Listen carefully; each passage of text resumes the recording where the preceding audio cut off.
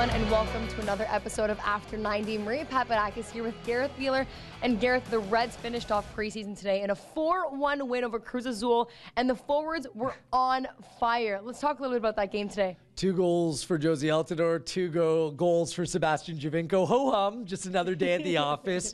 It's been a great preseason for Toronto FC strikers. Giovinco scoring 6 goals over the course of the preseason, Altidore with 5. The first 2 goals coming today with proper Toronto FC build-up, some very good passing. The third goal coming from yet another Giovinco free kick. He scored one against Tijuana. It's his 3rd free kick goal over the course of the preseason. All goals coming against Mexican sides. Just wonderful from Giovinco as he continues to be one of the best in the world at that craft of hitting a direct ball. And for Jozy Altidore, the 4th goal came from just dancing around the goalkeeper.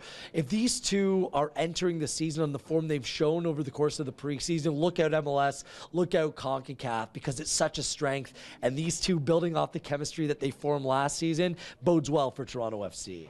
And Toronto FC signed a new defender, Oro. I know I can't pronounce his full last name, but what does this mean for Toronto FC fans? Oro Arturo de la Cruz Jr.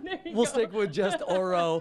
The 22-year-old Brazilian right back brings more versatility to Toronto FC. He can play right back, he can play right wing back, he can even play on the left side and central midfield, in the central midfield if need be.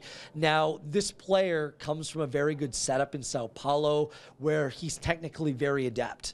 He's very capable of stepping right into a Toronto FC team that likes to change things up, really plays with a tactical intelligence that is the gold standard in MLS. He's a player that fits their bill very well. And it was a stated goal for Toronto FC to get a little bit younger this offseason as well. And they do so with a young player with a bright future ahead of him. They do have an option to buy after this loan deal with Sao Paulo. So we'll see if he fits the bill. But I know that there's high hopes for this young player with Toronto. And you and I discussed a bit about Nico Hasler's role moving in. So what does this mean for Nico? Does that mean he's going to play a little bit up? Well, Nico Hasler's naturally a midfield player. He just looked so good playing that right wing-back position for Toronto FC last year. So with his national team in Liechtenstein, he typically plays more in the midfield. And I alluded to this earlier with Benoit Cheyrou and Armando Cooper both moving on. There's a little bit of a gap in the midfield. And Hasler came on as a substitute in the second half of today's match. And he played in that midfield position. So whether it be right back or in the midfield, it just shows you he's kind of the Swiss Army knife in the team.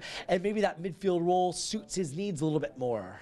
And well, Toronto FC has concluded a great preseason, and they're getting ready on February 20th to play the Colorado Rapids.